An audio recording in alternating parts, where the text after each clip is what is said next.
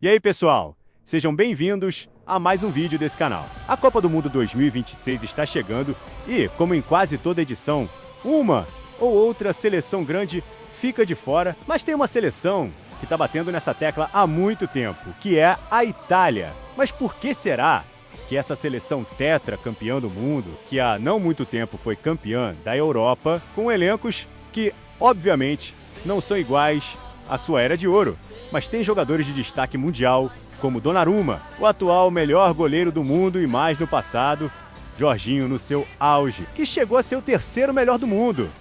Não conseguiu se classificar para a Copa por 3 vezes seguidas, principalmente nessa edição, que tem simplesmente 48 seleções.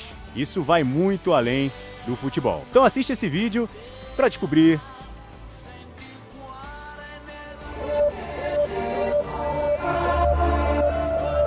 A Azzurra, depois do Tetra Mundial em 2006 com a final, sendo marcada pela cabeçada do Zizou no Materazzi, e com o italiano Cannavaro simplesmente sendo bola de ouro daquele ano. Como zagueiro, algo que nunca mais aconteceu, e com o goleiro Buffon ocupando a segunda colocação. Para você ver o quão forte essa seleção era, decepcionou bonito nas duas Copas seguintes, em 2010, com um elenco que não conseguiu se renovar, e contou com vários jogadores velhos, até mesmo no time titular, 5 com mais de 30 anos e com reservas que deixavam a desejar. O técnico Marcelo Lippi, que inclusive saiu depois do título da Copa em 2006, mas voltou em 2008 após o fracasso na Euro. Com Roberto Donadoni, sempre foi conhecido por ser muito teimoso e dessa vez não foi diferente.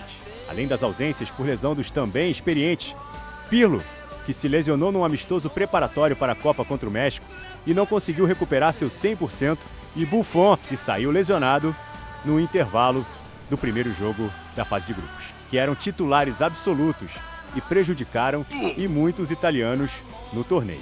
E com todos esses fatores, a Nazionale ia para a África do Sul num grupo extremamente fraco com Eslováquia, Paraguai e Nova Zelândia, empatando por 1-1 com Paraguai e Nova Zelândia, que, para vocês terem ideia, era a 78ª no ranking da FIFA, sendo a segunda pior ranqueada das seleções dessa Copa, apenas atrás da Coreia do Norte.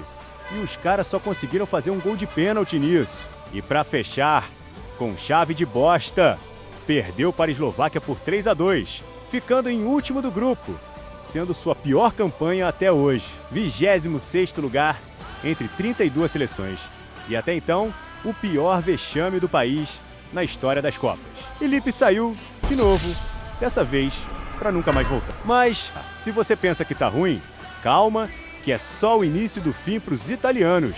Já em 2014, no Brasil, com o ciclo sendo marcado pela aposentadoria de alguns pilares de 2006, como Cannavaro, que inclusive voltou à atividade um ano depois, numa liga organizada pela Federação de Futebol da Índia, sem relação com a liga profissional, que também reuniu vários jogadores peso como Pirreis, Crespo, Okocha, entre vários outros, sendo um para cada time.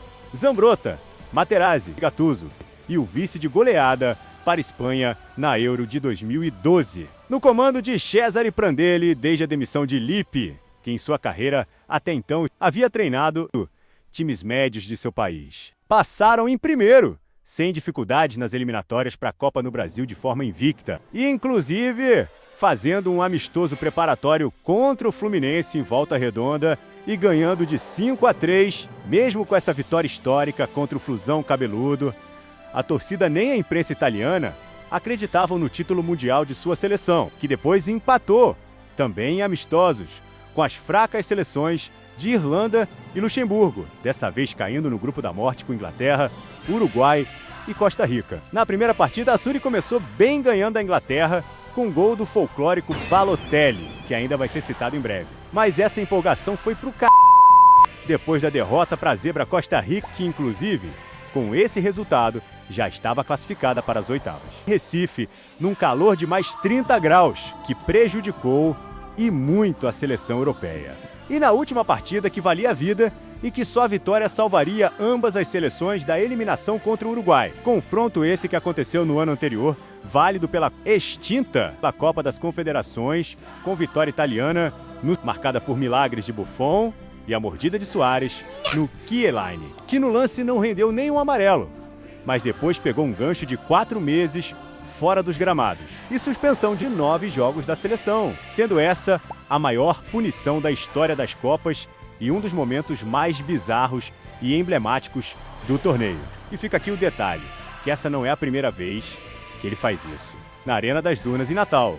Mas agora voltando a bola rolando, com a expulsão de Marchisio logo no início do segundo tempo. A Muralha Gigi não conseguiu resistir à pressão celeste e aos 35 do segundo tempo. Praticamente no lance seguinte, após a mordida, Golding marca meio que de ombro numa cobrança de escanteio, tirando qualquer chance de reação da Itália. E o placar se manteve até o final, 1-0 para os uruguaios, agora classificados às oitavas. E, consequentemente, a Azurra foi eliminada, já que a Costa Rica já estava classificada. Essa Costa Rica foi a zebra do torneio e uma das maiores de todos os tempos, que além de ficar em primeira no grupo como azarão, só caiu nas quartas, perdendo para a Holanda nos pênaltis, na partida em que o saudoso goleiro Cru entrou no último minuto da prorrogação, só para a disputa e pegou 2 penais, classificando a Laranja Mecânica para as semis, caindo precocemente de sua segunda Copa seguida, sendo, mesmo num grupo difícil dessa vez,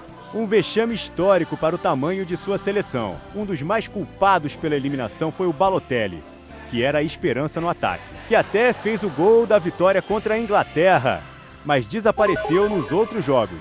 E também, com toda essa pressão e a eliminação, mesmo com um trabalho bom no ciclo para a Copa, Prandelli largou o barco junto com o presidente da federação, Giancarlo Abete, que estava desde 2007 no cargo, ou seja, esse ciclo para a Copa de 2018 seria de renovação total, já que a geração de 2006 se aposentou ou estavam em uma idade bem avançada, tirando o Buffon, é claro, além da parte técnica e administrativa. Então foi isso, pessoal. Espero que todos tenham gostado. Essa foi a parte 1. A princípio, esse vídeo não teria partes, na verdade o vídeo nem seria esse. Mas o que eu estava fazendo travou e eu perdi tudo, porque nem conseguia salvar. Com isso tive que fazer outro, que é esse, e com todos esses fatores acabou demorando quase 3 meses para ter vídeo. Desculpa mesmo. E a parte 2 será o vídeo após esse. Se vocês gostaram, deixa o like e se inscreve para dar uma moral para mim. E é isso. Valeu e tchau!